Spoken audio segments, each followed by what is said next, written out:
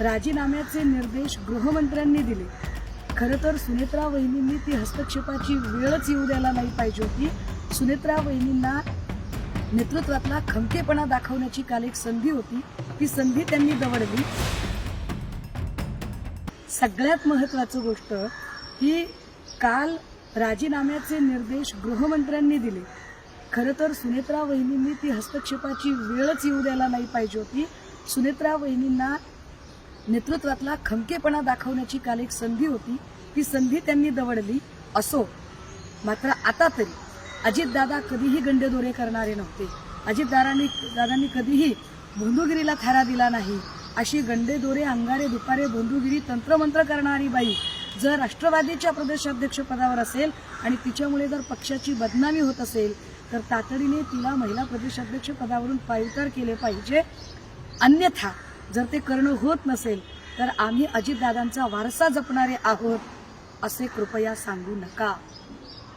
त्यामुळे काय चाकणकर बाई, तुम्हाला काय नोटिसा बिटिसा तुमचा जामीन झाल्यानंतर करा। आधी तुमची जी अटकेची टांगती तलवार आहे त्याचा विचार करा। 500-600 कोटी रुपये तुमच्याकडे आहेत, तटकरेंसारख्या प्रभृतींचा आशीर्वाद तुमच्यावर आहे। त्यामुळे माझ्यासारख्या सडाफटिंग चळवळीतल्या माणसाला तुम्ही धमकावण्याचा नक्की प्रयत्न कराल, परंतु अशा धमक्या गेल्या 25 वर्षापासून आम्ही रोज बघत आलो। मी काल चाकणकरांचा म्हणजे राजीनाम्याच्या नंतर त्यांनी जो एक नाट्य रंगवण्याचा प्रयत्न केला तो बघितला आणि मला हसायला आलं की माणसं किती केविलवारी धडपड करतात। आणि कालची त्यांची धडपड म्हणजे बूंद से गई सो हाथ से लाने का जो एक प्रयास था, तर त्याने काही फरक पडणार नाही। मुळात ते नोटीस बिटीस पाठवणं वगैरे ते सोडून द्या। तुमच्या डोक्यावर अटकेची टांगती तलवार आहे, त्याचा विचार करा। कारण तुम्ही त्या सगळ्या गोष्टींना अवगत होता। तुम्हाला 1 वर्षापासून कल्पना होती। तुम्ही पीडितेचा आवाज दाबायचा प्रयत्न केला। संघटित गुन्हेगारीचा हा प्रकार होता, त्यामुळे तुमची नार्कोटेस्ट झाली पाहिजे आणि तुमची अटक होणं गरजेचं आहे। या मागणीवर मी ठाम आहे। सगळ्यात महत्त्वाची गोष्ट ही काल राजीनाम्याचे निर्देश गृहमंत्र्यांनी दिले। खरं तर सुनेत्रा वहिनींनी ती हस्तक्षेपाची वेळच येऊ द्यायला नाही पाहिजे होती। सुनेत्रा वहिनींना नेतृत्वातला खमकेपणा दाखवण्याची काल एक संधी होती, ती संधी त्यांनी दवडली। असो, मात्र आता तरी अजितदादा कधीही गंडेदोरे करणारे नव्हते।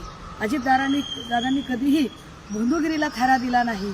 अशी गंडेदोरे, अंगारे, दुपारे, बंधुगिरी, तंत्रमंत्र करणारी बाई जर राष्ट्रवादीच्या प्रदेशाध्यक्षपदावर असेल आणि तिच्यामुळे जर पक्षाची बदनामी होत असेल तर तातडीने तिला महिला प्रदेशाध्यक्षपदावरून पायउतार केले पाहिजे।